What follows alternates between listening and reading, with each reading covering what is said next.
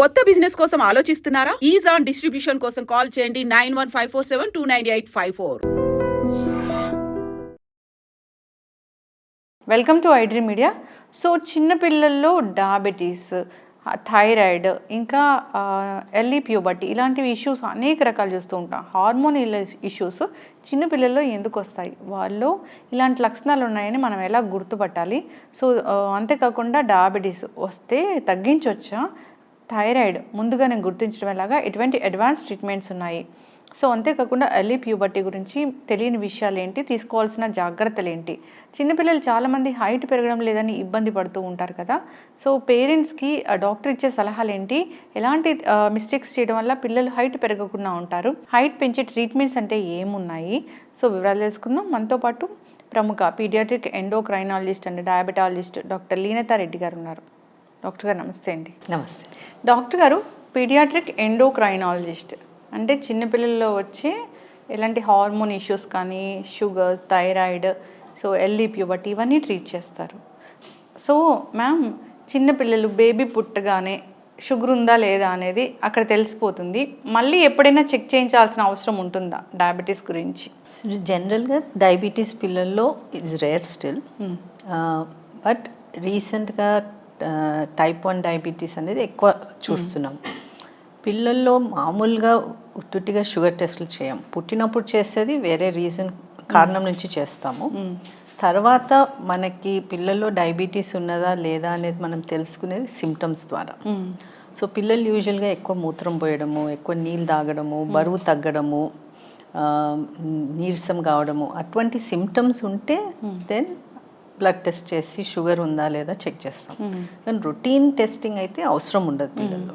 ఇప్పుడు ఎంత ఏజ్ అప్పటి నుంచి ఒకవేళ అలాంటి లక్షణాలు కనిపిస్తే ఎంత ఏజ్లో చేయొచ్చు మనము? ఏ ఏజ్లోనే రావచ్చు.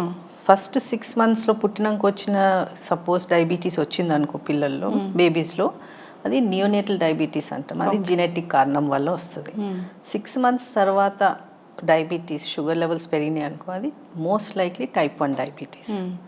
టైప్ 2 డయాబెటీస్ కూడా చూస్తున్నాం ఈ కాలంలో పిల్లల్లో, బట్ అది more adolescent age group, obese చిల్డ్రన్లో, ల్యాక్ ఆఫ్ ఫిజికల్ యాక్టివిటీ ఉన్న పిల్లలు చూస్తాం. బేబీ వెయిట్ పెరగట్లేదు, సన్నగా అయిపోతున్నారు, ఫ్రీక్వెంట్ యూరినేషన్ ఉంది అన్నప్పుడు తీసుకురావాల్సిందే. ఆర్ మీ రెగ్యులర్ పీడియాట్రిషియన్ దగ్గరికైనా వెళ్ళి మాట్లాడాలా. దశ కొన్నిసార్లు యూరినరీ ట్రాక్ట్ ఇన్ఫెక్షన్ కూడా ఉంటుంది కామన్ పిల్లల్లో. కానీ అట్లీస్ట్ మీ పీడియాట్రిషియన్ దగ్గరికి వెళ్తే ఈజీగా క్లినిక్ సెటప్లో షుగర్ టెస్ట్ చేయవచ్చు, తెలిసిపోతుంది మనకి. అట్లీస్ట్ మనకి పాసిబిలిటీ ఉన్నదని తెలిస్తే దెన్ హాస్పిటల్కి రెఫరల్ చేసుకోవచ్చు. చిన్నపిల్లలు కదా మ్యామ్, ఇంకా ఏం లక్షణాలు బట్టి తెలుసుకోవచ్చు మనం? చాలా స్లోగా వస్తుంది, సడన్గా ఇవాళ 1 dayలో తెలీదు. పేరెంట్స్ తోటి మాట్లాడితే వాళ్ళు చెప్తారు, ఒక వెనక చూస్తే ఒక 1-2 months నుంచి చేంజ్ కనిపిస్తుంది చైల్డ్లో. బరువు తగ్గడము, లేకుంటే జస్ట్ నీరసంగా ఉండడము. సో సటిల్గా ఉంటాయి ఆ సిమ్టమ్స్. మనకు తెలిసే వరకు యాక్టివ్గా ఉండరు. అది వెరీ సిగ్నిఫికెంట్. ఎక్కువ మూత్రం పోస్తారు, నైట్ టైం లేచి, లేకుంటే బెడ్ వెట్టింగ్ చేయడము, అది కామన్ అయిపోతుంది వాళ్ళకి. సో దాని నుంచి యూజువల్గా పేరెంట్స్ డాక్టర్ దగ్గర తీసుకెళ్తారు. అండ్ మోస్ట్ కామన్ సస్పెక్ట్ చేసేది మూత్రం ఇన్ఫెక్షన్ ఉండొచ్చు అని ఆ సైడ్ నుంచి పోతారు. కానీ మూత్రం టెస్ట్లో కూడా నీకు తెలిసిపోతుంది. జనరల్ యూరిన్ ఎగ్జామినేషన్ చేస్తే అందులో గ్లూకోజ్ ఉన్నదా లేదా తెలిసిపోతుంది. అందులో గ్లూకోజ్ ఉన్నది అనుకో, then you can do a blood test. So ఏ విధంగా అయినా తెలుసుకోవచ్చు. ఓకే మ్యామ్, చిన్న పిల్లలకి డయాబెటీస్ ఉందని తెలిసిపోయింది, 1 year బేబీకి తెలిసింది. అసలు అంటే డయాబెటీస్ అంటేనే అదొక లైఫ్ స్టైల్ డిజార్డర్ ఇలా చెప్తూ ఉంటారు, చాలా ఆహార నియమాలు పాటించాలి ఇలా చెప్తూ ఉంటారు. వాళ్ళకి ఎలా మ్యామ్ అసలు ట్రీట్మెంట్ ఏముంటుంది, ఎలా తగ్గిస్తాము? పిల్లల్లో ఇది లైఫ్ స్టైల్ డిసార్డర్ కాదు వాళ్ళది. వాళ్ళకి డయాబెటీస్ వచ్చిందంటే వాళ్ళ బాడీలో ఇన్సులిన్ తయారు కావడం తగ్గిపోయింది. ఓవర్ నెక్స్ట్ ఫ్యూ మంత్స్ అది కంప్లీట్ స్టాప్ అయిపోతుంది. అది ఆటో ఇమ్యూన్ డిసార్డర్. అంటే ఓన్ ఇమ్యూన్ సిస్టమ్ యాంటీబాడీస్ తయారు చేసి ఇన్సులిన్ తయారు చేసే సెల్స్ని చెడగొడుతుంది. సో దాని నుంచి ఇన్సులిన్ తయారు కావడం తగ్గిపోతుంది. సో ఇది లైఫ్ స్టైల్ డిసార్డర్ కాదు. ఇక ఎగ్జాక్ట్ కారణం ఎవరికి తెలీదు. ఏదో వాతావరణంలో ఇన్ఫెక్షన్స్ ఇమ్యూన్ సిస్టమ్ని ట్రిగర్ చేసి ప్రాసెస్ స్టార్ట్ అవుతుంది. సో ఇన్సులిన్ లేకపోతే మన బ్లడ్లో sugar levels, glucose levels, sugar levels పెరుగుతాయి. షుగర్ లెవెల్స్ పెరిగితే అది బాడీకి నచ్చదు. సో బాడీ ఏం చేస్తుంది, తీసేయడానికి ప్రయత్నం చేస్తుంది. తీసేయడానికి మూత్రంలోకి వెళ్ళి తీసేస్తుంది. సో ఎక్కువ మూత్రం పోయడము, దాంతో దాహం కావడము స్టార్ట్ అవుతుంది. నీ షుగర్ ఆర్ గ్లూకోజ్ బ్లడ్లో బాడీ యూటిలైజేషన్ ఓన్లీ ఇన్సులిన్ తోటే చేసుకుంటుంది. ఇన్సులిన్ లేనందుకు ఆ ఎనర్జీ లేదు. సో అందుకే నీరసంగా అవుతారు. కానీ డే టు డే ఫంక్షనింగ్కి మసిల్ ఫ్యాట్ బ్రేక్ డౌన్ అవుతుంది. సో దాని నుంచి వెయిట్ లాస్ ఉంటుంది. సో ఇది ప్రాసెస్. దీని నుంచి మనకు సిమ్టమ్స్ వస్తే దాని నుంచి మనం డాక్టర్ దగ్గరికి వెళ్తాం.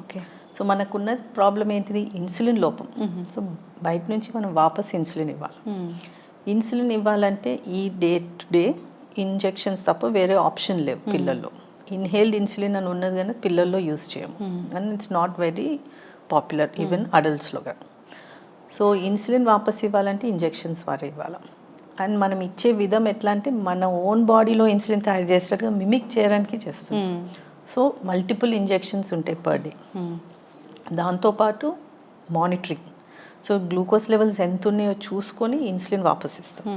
సో గ్లూకోజ్ మానిటరింగ్ చేయడానికి ఇప్పుడు గ్లూకోమీటర్స్ ఉన్నాయి. అండ్ ఇప్పుడు sensors, continuous glucose monitoring sensors patch లెక్క పెడతాం. అది కూడా ఆప్షన్. సో మనం మానిటర్ చేసుకొని ఇన్సులిన్ దాని తగ్గట్టుగా తీసుకుంటాము. హెల్దీ వెల్ బ్యాలెన్స్డ్ డయట్ అంటే మనం ఎగ్జాంపుల్ అంటే మనం చిన్న ఉన్నప్పుడు తినేటట్టుగా మనం హోమ్ ఫుడ్ తింటుంటిమి. బయటికి వెళ్ళి ప్యాకెట్ ఐటమ్స్ ఉండకపోతుండే. స్వీట్లు అంటే పండగ నాడు చేసుకొని తింటుంటిమి. ఎవ్రీ డే జస్ట్ బేకరీకి వెళ్ళి పేస్ట్రీ తినేసి వస్తానే ఆప్షన్స్ లేకుండా. సో సింపుల్ డయట్, కొన్ని రిస్ట్రిక్షన్స్, ఇప్పుడు మైదా వస్తువులు లైక్ బిస్కెట్స్, కుర్కురేస్ అవన్నీ అవాయిడ్ చేయమంటాం. But otherwise healthy diet and physical activity. దీంతో పిల్లలు can manage the glucose levels well. మంచిగా స్కూల్కి వెళ్ళొచ్చు, అన్ని పనులు చేసుకోవచ్చు. వీ హ్యావ్ కొంతమంది స్టేట్ లెవెల్ క్రికెట్ ప్లేయర్స్ ఉన్నారు, అథ్లీట్స్ ఉన్నారు ఇన్ స్కూల్. దగ్గర చాలా బాగా చూసుకుంటారు. ఇనీషియల్గా ఇట్స్ షాక్, ఫ్యామిలీకి షాక్ మేనేజ్ చేయడము, ఇట్స్ ద హోల్ ఫ్యామిలీని ఎఫెక్ట్ చేస్తుంది. సో ఇట్స్ కొంచెం లైఫ్ స్టైల్ చేంజెస్ చేసుకొని you can manage it properly with support. స్కూల్కి పోవడం అన్నీ ఇంకా వేరే విధంగా. టైప్ 1. టైప్ 2 యూజువల్గా యంగ్ ఏజ్లో చూస్తే అడాలసెంట్ ఏజ్ గ్రూప్, టీనేజ్ ఇయర్స్లో చూస్తాము. అది యూజువల్గా ఒబీస్ చిల్డ్రన్లో and lack of lifestyle, అది లైఫ్ స్టైల్ డిసార్డర్. సో అటువంటి వాళ్ళకి జనరల్గా పిల్లల్లో అర్లీగా కనుక్కున్నాం అనుకో. సో మా దగ్గరికి పేరెంట్స్ ఎప్పుడు తీసుకొస్తారు, పిల్లలు చాలా బరువు పెరుగుతున్నారు, లావ్ అవుతున్నారు. సో మేము ఎగ్జామినేషన్ చేసినప్పుడు పిగ్మెంటేషన్ అనేది కనిపిస్తుంది అరౌండ్ ద నెక్.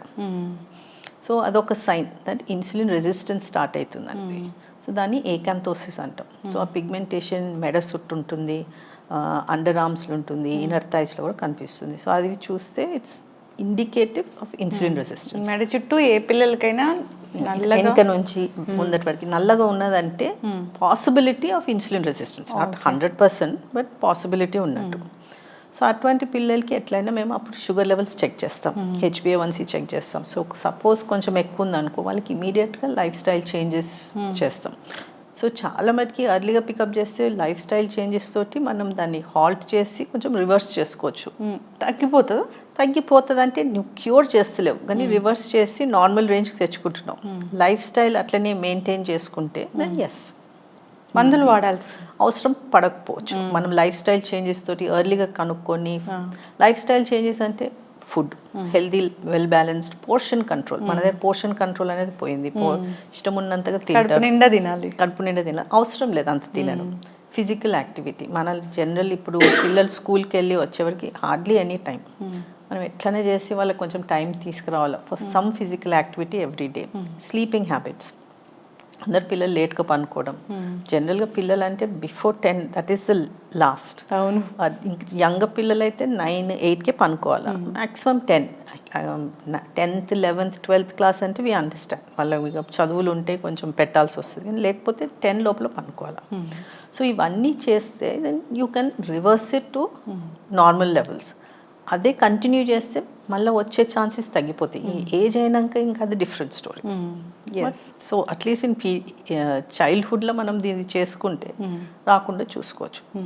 ఇంకా rare type of diabetes called maturity onset of diabetes in youth అని ఉంటుంది. అది స్ట్రాంగ్ ఫ్యామిలీ హిస్టరీ ఉంటుంది. వీళ్ళు లావుగా ఉండరు, జస్ట్ నార్మల్గా ఉంటారు, బట్ స్ట్రాంగ్ ఫ్యామిలీ హిస్టరీ ఉంటుంది.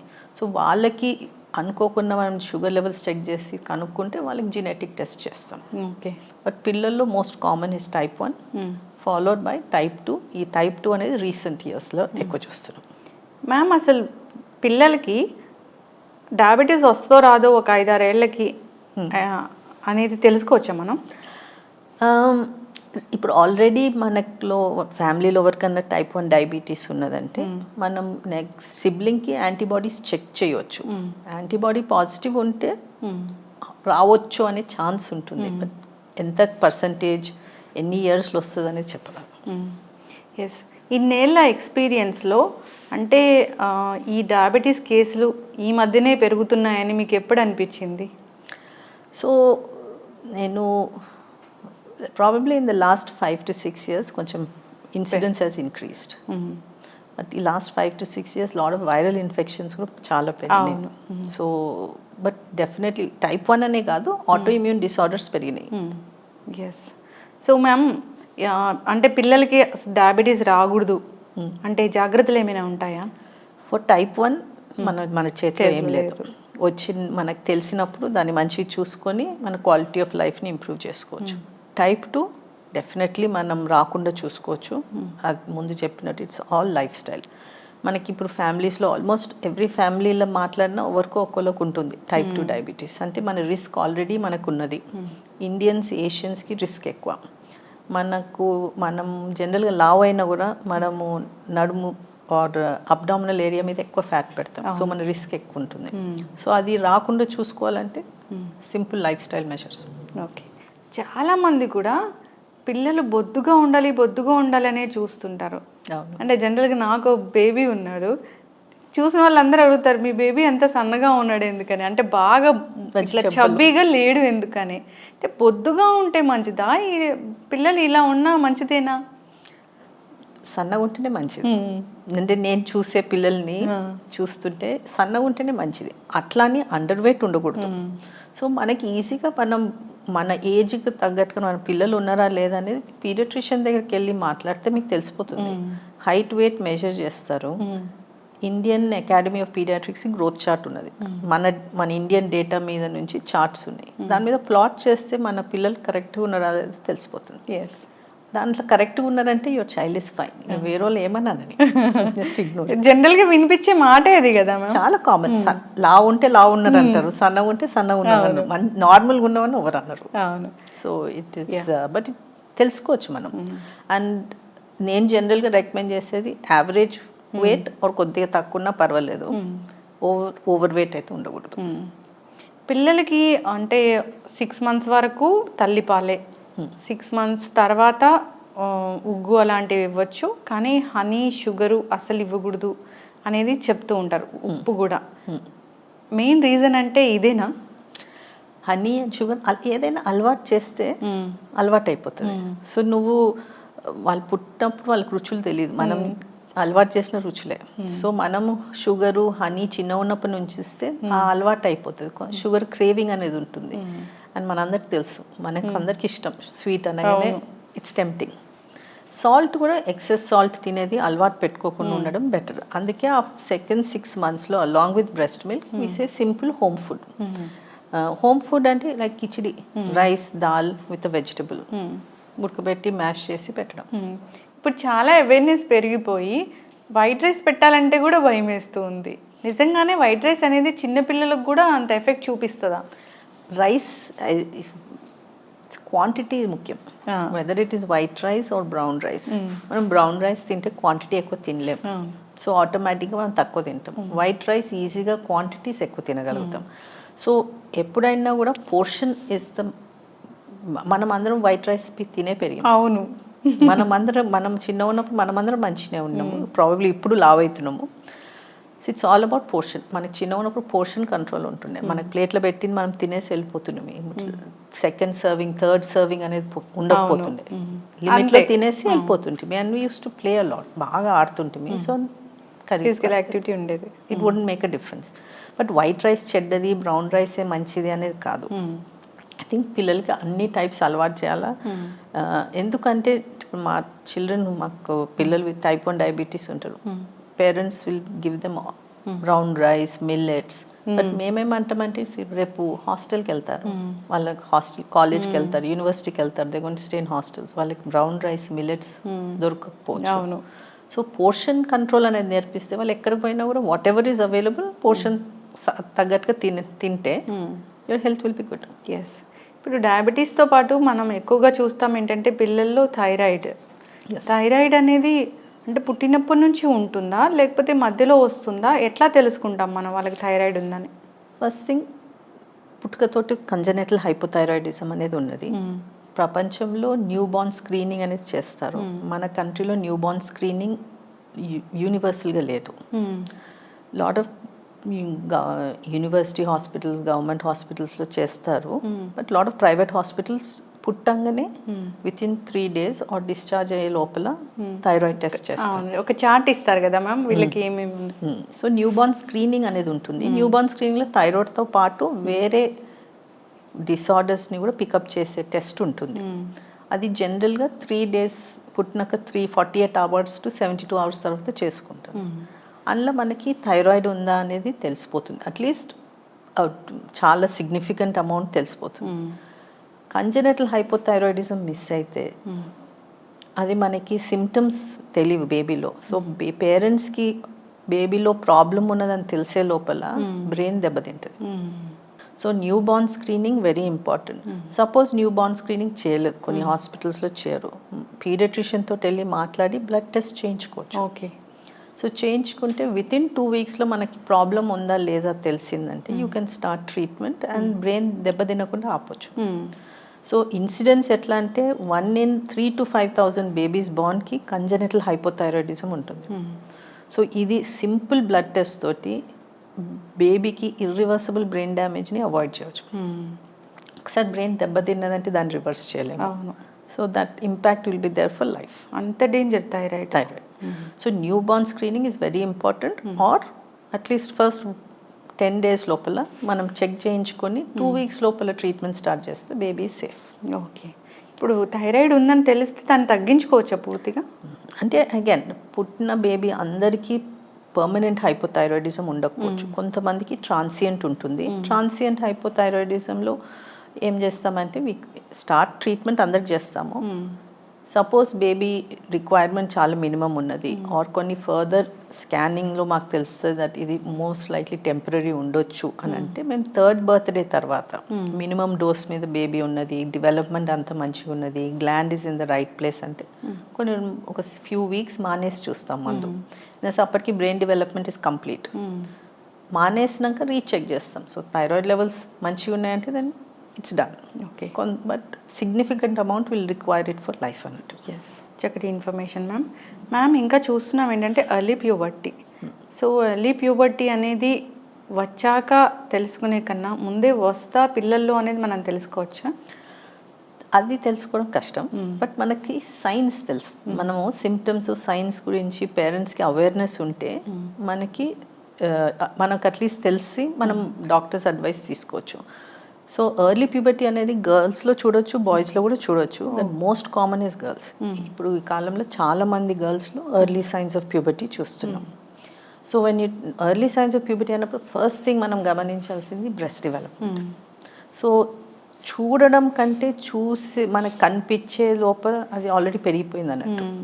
సో మనము జనరల్గా మదర్స్ ఎగ్జామినేషన్ సింపుల్గా ఎప్పుడైనా స్నానం చేయించినప్పుడు చేయొచ్చు. హ్యాండ్ నిప్పుల మీద పెడితే చిన్న ఇత్తు మాదిరి గట్టిగా ఉన్నదనుకో ఆర్ ద చైల్డ్ ముట్టంగా నొప్పేస్తుందని అన్నాను అనుకో, then probably breast development start అయింది.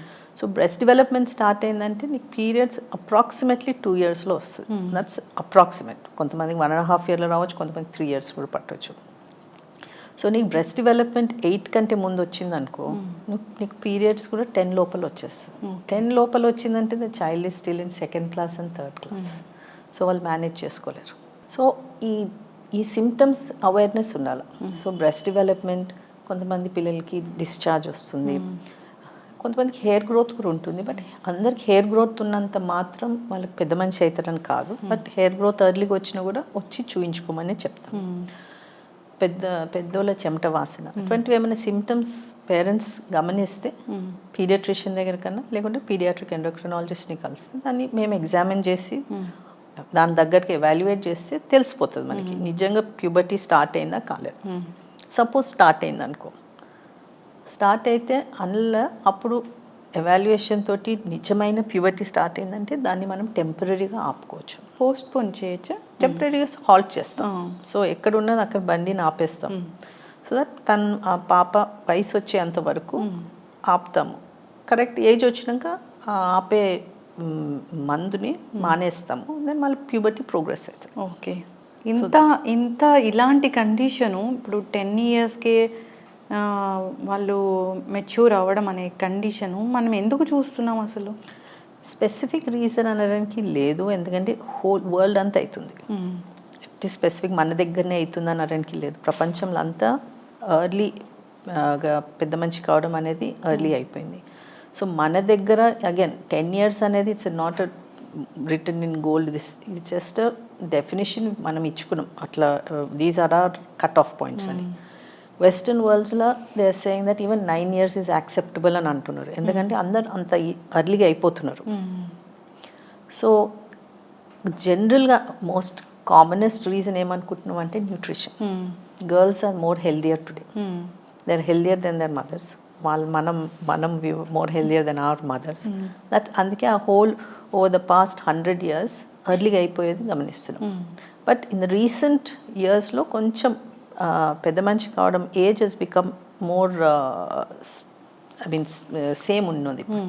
కానీ సైన్స్ ఆఫ్ ప్యూబర్టీ అనేది ఇంకా ఎర్లీగా స్టార్ట్ అవుతుంది. సో బ్రెస్ట్ డెవలప్మెంట్ ఎర్లీగా చూస్తున్నాం.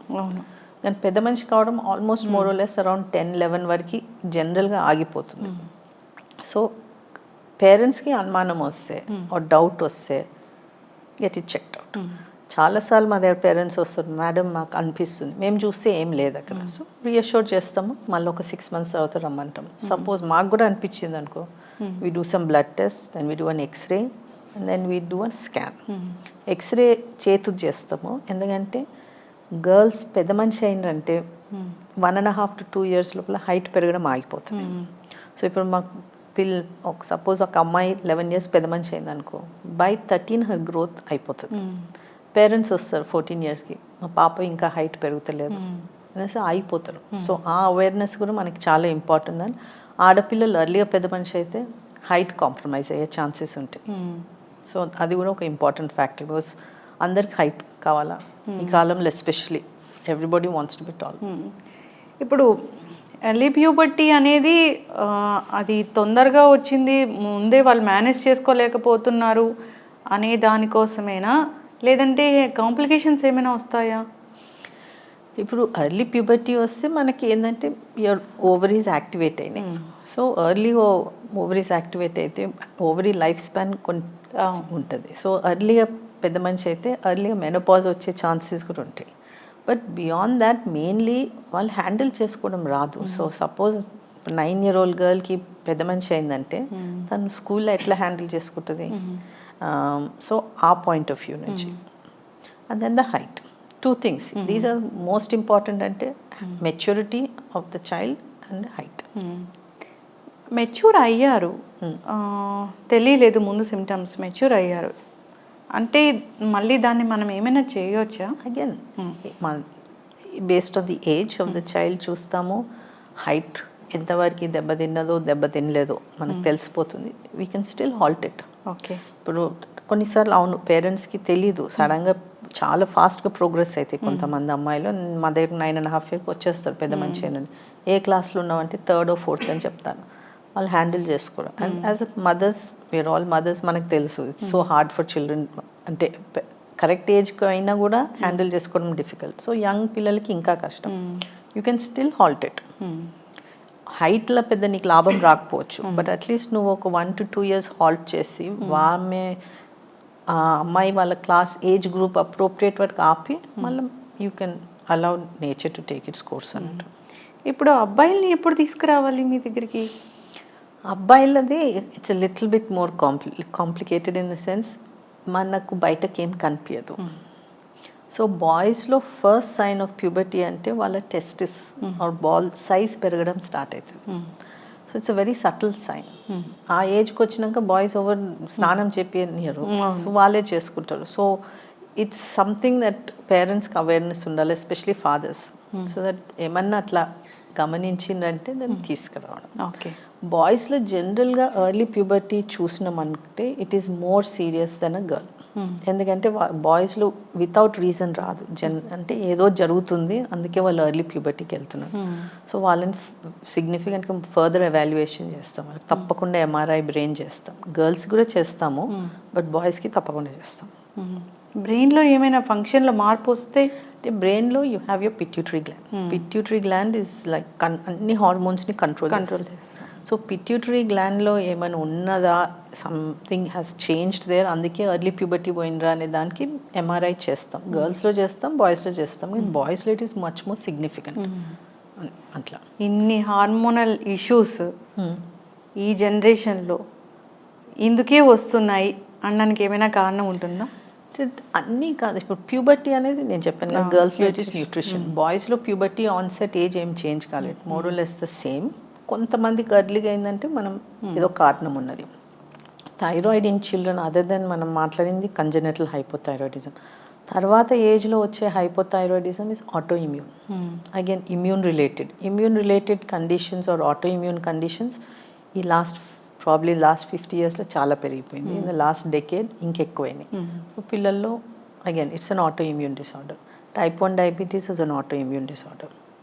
సో చాలా hormone problems are autoimmune, some by birth, కొన్ని కారణం లేకుండా అక్వైర్ చేస్తాం. So it's always been there, కానీ ఇప్పుడు ఆటో ఇమ్యూన్ రిలేటెడ్ కండిషన్స్ ఎక్కువైపోయినాయి. ఓకే. ఆటో ఇమ్యూన్ కండిషన్ వాళ్ళకు ఉంది లేదా వాళ్ళు హెల్దీ బేబీ అనేది ఎలా తెలుసుకుంటాము? ఇలా వచ్చాకనా లేదంటే ముందే తెలుసుకోవచ్చా? వచ్చి సిమ్టమ్స్ తెలిసినాక, కండిషన్ డయాగ్నోస్ అయినాక then we can find out the antibodies. లేకపోతే సపోజ్ నేను బ్లడ్ టెస్ట్ చేస్తున్నాను, మనం ఫర్ ఎగ్జాంపుల్ నాలో నేను టెస్ట్ చేస్తే we are antibody positive for thyroid, I don't have thyroid problem, then it doesn't mean that I start taking medication. Possibility నీకు ఉన్నది రావడం, రాకపోవచ్చు కూడా. ఓకే. సో అంటిల్ సిమ్టమ్స్ వచ్చేంత వరకు మనం ఏం చేయలేము. అంతవరకు it is lead a healthy life. అంతే. మ్యామ్ ఇదంతా బాగానే ఉంది, సరే థైరాయిడ్ వస్తే థైరాయిడ్ కోసం తీసుకొస్తాము, డయాబెటీస్ ఉందో లేదో తెలుసుకోవడానికి తీసుకొస్తాము, ఎర్లీ ప్యూబర్టీ కోసం తీసుకొస్తాము ఇట్లా. కానీ ఇంకొకటి ఉంటుంది, హైట్.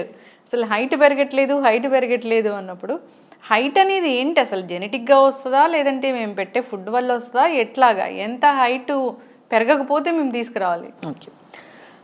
హైట్ అనేది ఇట్స్ వెరీ ఇప్పుడు ఎక్కువ చూస్తున్నాం, ఎస్పెషలీ మాకు సమ్మర్ హాలిడేస్ బ్రేక్ టైంలో we get lot of teenagers మా దగ్గరికి, 14, 15, 16 అందరు హైట్ కోసం వస్తారు. ఎస్పెషలీ 12th ఎగ్జామ్స్ రాసి వస్తారు, they done their exams or NEET రాసేస్ వాట్ ఎవర్ ఎంట్రన్సెస్ అప్పుడు వస్తారు, హైట్ పెరుగుతలేమని. You come too late. 12 years 12th class అంటే 12th class 15 years 15, 16 you've come too late. Probably boys might grow a little bit longer emo, but for girls it is almost you've done. So height అనేది is affected by nutrition. Birth weight also plays a role. So if babies, ఇప్పుడు ఈ కాలంలో babies are being, lot of preterm babies are being born, and we are doing, neonatologists are doing a great job and they're thriving and they're doing very well. But అందులోకి వెళ్ళి ఒక 20-30% పిల్లలు will not increase their weight and height. So they need to be seen by the paediatric endocrinologist by around 2 to 3 years of age. పెరుగుతలేరంటే. So birth weight plays a role, general nutrition plays a role, physical activity plays a role, family genes plays a role, and you have hormones. So ఇవన్నిట్లో ఏదన్నా ఒకటి సరిగా లేకపోయినా నీకు height దెబ్బతినే chance ఉంటుంది. Okay. So the first 1 to 2 years రెగ్యులర్గా parents తీసుకెళ్తారు, వ్యాక్సినేషన్ అని ఇదన్నీ అన్నీ. సో డాక్టర్స్ చెక్ చేసి ప్లాట్ చేస్తారు, okay everything is fine, or లేకపోతే దే విల్ రెఫర్. స్కూల్ పోయినాక we're all worried, school miss అవుతుంది. సో డాక్టర్ దగ్గర వెళ్ళినప్పుడు జ్వరం ఉన్నప్పుడు వెళ్తాం. ఆ జ్వరంలో ఉన్నప్పుడు వాళ్ళ బరువు, హైట్ డాక్టర్ కూడా it's not his priority at that time. So ఆ somewhere along that line growth అనేది కాంప్రమైజ్ అయితే పోతే బాగా షార్ట్ అయ్యేంతవరకు గమనించాం. సో మేము జనరల్ అడ్వైస్ ఏమి ఇస్తాం, summer holidays go for a general checkup to your doctor, get your height weight check, plot చేసేస్తే మీ ఫ్యామిలీ పొట్టి ఉన్నా కూడా child should be normal for Indian standards. So chart మీద ఇండియన్ స్టాండర్డ్స్ తగ్గట్టుగా చైల్డ్ లేదనుకో, then you need to see a pediatric endocrinologist. Then మేము చూసినాక కొన్నిసార్లు ఫ్యామిలీ ప్యాటర్నే ఉండొచ్చు. కొంతమంది బాయ్స్లో ఎస్పెషలీ కాన్స్టిట్యూషనల్ డిలే అని అంటాం. ఏంటంటే బాయ్స్ చిన్న ఉన్నప్పుడు మామూలుగా పెరిగినట్టు ఉంటారు, ఒక్కసారి ప్యూబర్టీ హిట్ అయినప్పుడు, దట్స్ 10th 11th పోయినప్పుడు సడన్గా హైట్ పెరుగుతారు. అవన్నీ మాకు తెలిసిపోతాయి by just simple x ray or some questions పేరెంట్స్ని అడిగి గ్రోత్ చార్ట్ మీద ప్లాట్ చేస్తే ఈ ఇన్ఫర్మేషన్ తెలిసిపోతుంది. బట్ సపోజ్ చైల్డ్ నిజంగా షార్ట్ ఉన్నారనుకో, దెన్ ఏమైనా ఫర్దర్ ఎవాల్యుయేషన్ చేయాలన్నా కొన్నిసార్లు బార్డర్ లైన్ ఉంటుంది. బార్డర్ లైన్ ఉంటే మీరు మళ్ళీ 6 months తర్వాత రండి చూద్దామని అంటాం, లేదంటే ఎవాల్యుయేట్ చేస్తాం.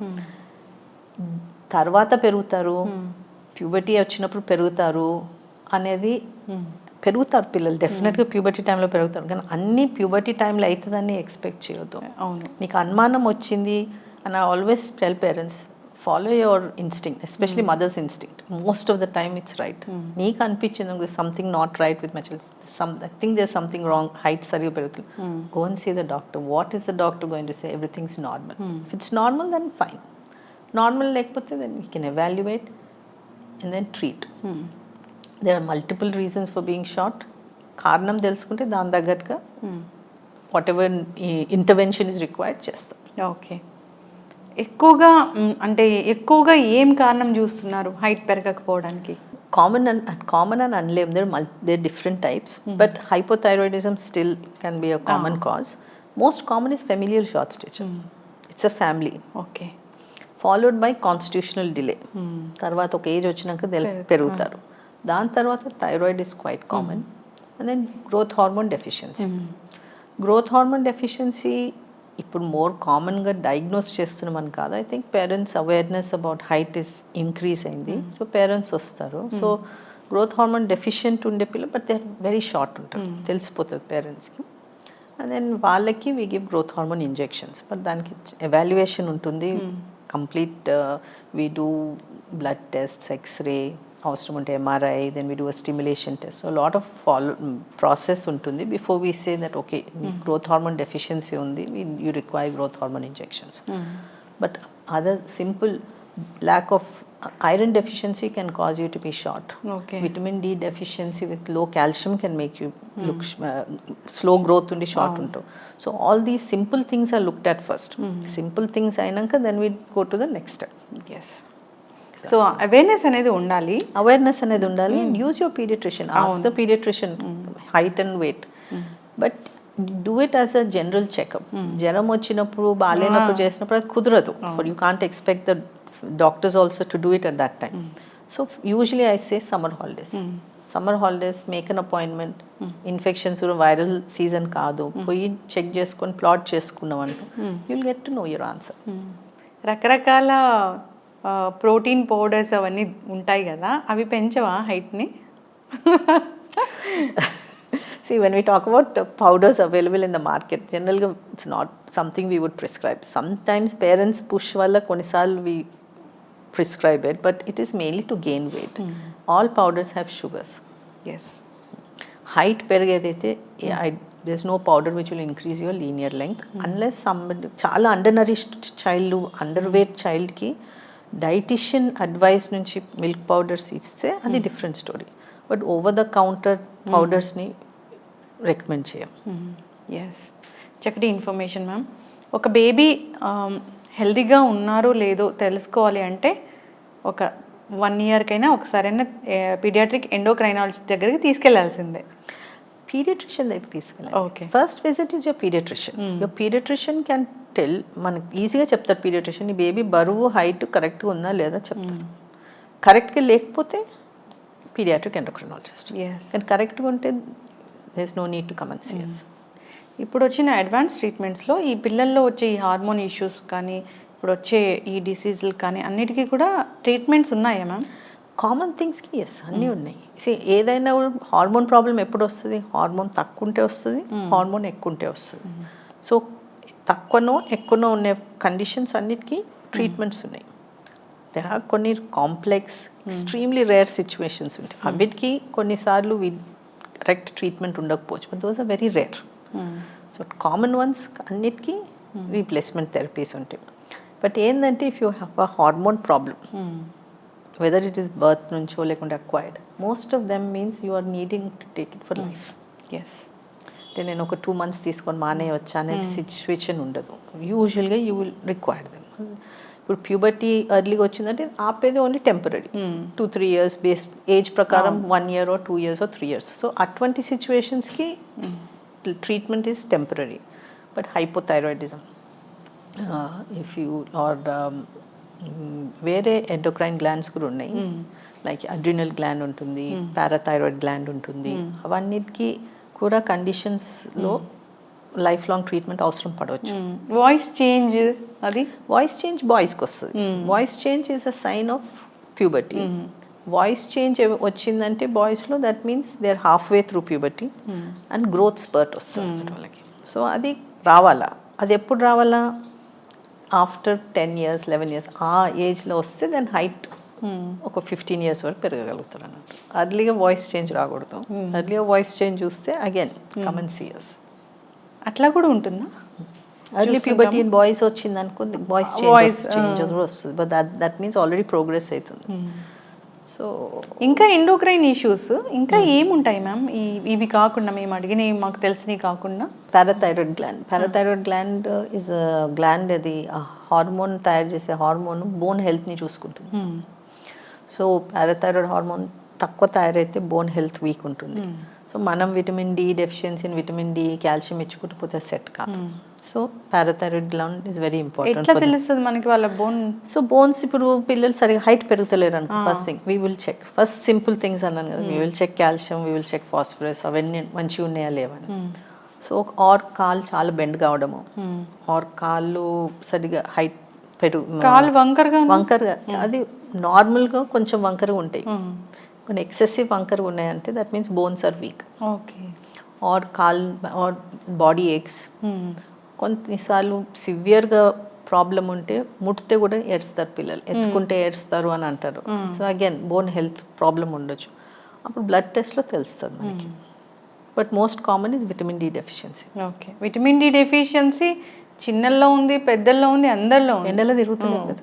ఇప్పుడు పిల్లల్లో విటమిన్ డి డెఫిషియన్సీని అసలు ఎలా కరెక్ట్ చేస్తాము? ఓన్లీ వాళ్ళకి అది ఇవ్వడం వల్లే? విటమిన్ డి సప్లిమెంట్ ఎన్నాళ్ళ వరకు ఇవ్వాలి వాళ్ళకి?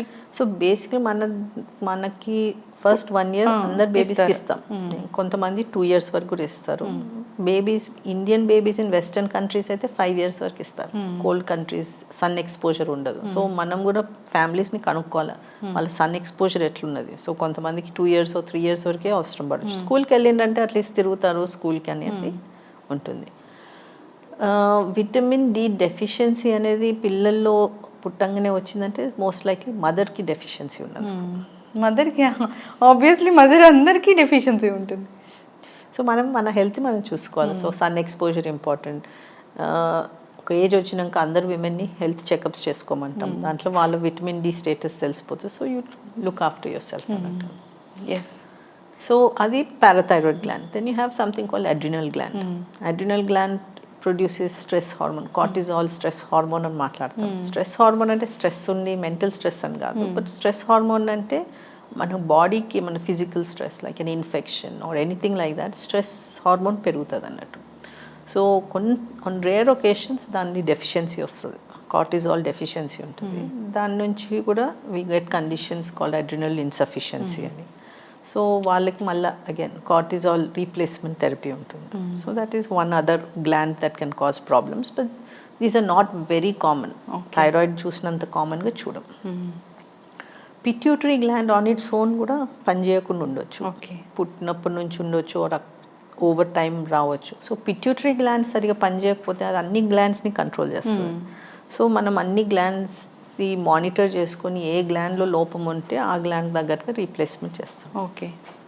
So the multiple endocrine things awareness అనేది ఉండాలా.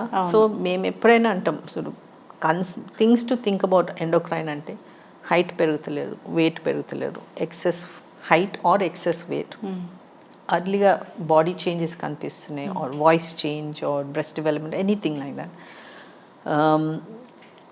ఎక్కువ మూత్రం పోయడం, ఎక్కువ నీళ్ళు తాగడము, బోన్ పెయిన్స్, అటువంటివి సిమ్టమ్స్ అనిపిస్తే first spot go to your family doctor, go to your ఎక్కువ పీడియాట్రిషియన్. నీళ్ళు తాగడం అంటే వాళ్ళు అడుగుతారా నీళ్ళు? చిన్న పసిపిల్లలు పిల్లలు అడుగుతారు, వాడు ఏదంటే అది గ్రాబ్ చేసుకుంటారు. Drink, they keep on drinking water, పోయి తెచ్చుకుని తాగేస్తూనే ఉంటారు. సో ఎనీ సిమ్టమ్స్ ఆర్ బేబీస్లో అయితే చాలా ఇరిటబుల్ ఉన్నారు, యూ నాట్ షూర్ బికాజ్ వాళ్ళు ఏం చెప్పరు మనకి. సో ఇరిటబుల్ బేబీస్నైనా you first go see your paediatrician, they'll ask the basic few questions and then they'll either refer to చాలా హైపర్గా ఉన్నా, చాలా హైపర్గా ఉన్నా కూడా అగైన్ ఇరిటబిలిటీ. హైపర్ అంటే బాగా తిరుగుకుంటా ఆడుకుంటా హైపర్ ఉన్నారంటే అది వేరే విషయం, బట్ ఏడ్చుకుంటా ఇరిటబుల్గా ఉన్నారంటే దెన్ దేర్ సంథింగ్ ప్రాబ్లం ఉన్నది. See your pediatrician. సో ఈ సిమ్టమ్స్లో you're not sure, you can always see pediatric endocrinologist. Problem ఏంటంటే we don't have many. Most of us are in Hyderabad. Throughout Telangana or AP పోతే probably Vijayawada and Vizag. Other places don't have pediatric endocrinologists. So అందుకే first port go to your pediatrician. ఇప్పుడు కూడా చాలా మందికి తెలీదు, early puberty వచ్చిందంటే gynaecologist దగ్గర తీసుకెళ్తారు, కానీ పీడియాట్రిక్ ఎండోక్రైనాలజిస్ట్ అనేది అంటే అవైలబిలిటీ లేక. అవైలబిలిటీ లేకనే ఒకటి, అవైలబిలిటీ లేక ఎస్ డెఫినెట్లీ, బట్ ఇంకొకటి అది మన మైండ్ సెట్. లేడీస్ సంబంధించిందంటే మనం లేడీ డాక్టర్ దగ్గరికి వెళ్ళాలి. లేడీ డాక్టర్ దగ్గరికి వెళ్ళడంలో ప్రాబ్లం ఏం లేదు, బట్ ఏంటంటే వాళ్ళది కంప్లీట్ ప్యూబర్టీ అయిపోయినాక ప్రాబ్లమ్స్ ఉంటే వాళ్ళు చూస్తారు. అది కూడా అగైన్ టీనేజ్ విత్ గైనకాలజిస్ట్ అని టాపిక్ తెచ్చినప్పుడు PCOS ఇన్ అడాలసెన్స్ చూస్తున్నాం.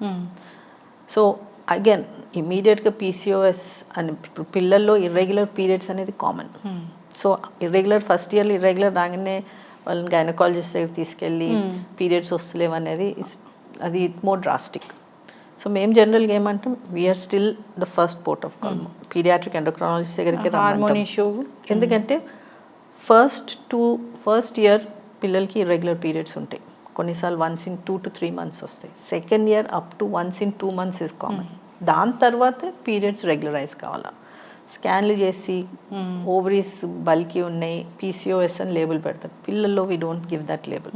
At least 3 to 4 years post periods మొదలైనాక వరకు PCOS అని లేబుల్ పెట్టాం. ఎందుకంటే పిల్లల్లో లైఫ్ స్టైల్ చేంజెస్ తోటి అవన్నీ మనం సెట్ చేసుకోవచ్చు. So it is anything periods మొదలైన తర్వాత up to 18 come and see a paediatric endocrinologist. మాకు అనుమానం వచ్చి మేము అనుకున్నాం మాకు సంబంధించింది కాదు, we need a gynaecologist input అంటే we will ask them to see. So that is చక్కటి ఇన్ఫర్మేషన్ మ్యామ్, చాలా చక్కగా చెప్పారు. అంటే ఈ పిల్లల్లో ఎందుకు ఇలాంటి అబ్నార్మాలిటీస్ వస్తాయి, ఎందుకు వాళ్ళు థైరాయిడ్ ఇలాంటి షుగర్స్ అనేవి ఎందుకు చూస్తున్నాము, ఎట్లా వాటిని కంట్రోల్ చేయాలి, ఎట్లా మనం డిటెక్ట్ చేయాలి, అసలు ఎప్పుడు డాక్టర్ దగ్గర తీసుకెళ్ళాలి, ఎంత ఏజ్ వరకు పీడియాట్రిక్ ఎండోక్రైనాలజిస్ట్ దగ్గర తీసుకెళ్ళొచ్చు, వాళ్ళు ఏం ట్రీట్ చేస్తారు అనేది చాలా చక్కగా వివరించారు. ఫాలో అవ్వాలని కోరుకుందాం మ్యామ్, బేబీస్ని హెల్దీగా పెంచుకోవాలని కోరుకుందాము. చక్కటి ఇన్ఫర్మేషన్, ధన్యవాదాలు. Thank you.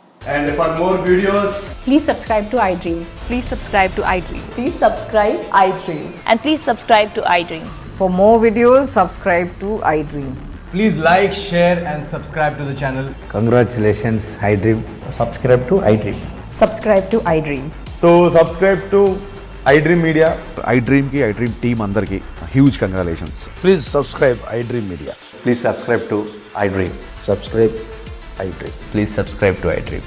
iDream అంటే నా కళల ఛానల్ను సబ్స్క్రైబ్ చేసుకున్న నోరు తిరుగుతలేదు, మీరైతే గంట గుర్తు కొట్టండి. For more such videos, please subscribe to iDream. Subscribe to iDream. Please subscribe to iDream. Please subscribe iDream Media. Please do subscribe to iDream. Please subscribe to iDream Media. For best entertainment and information, please subscribe iDream. And don't forget to subscribe to iDream.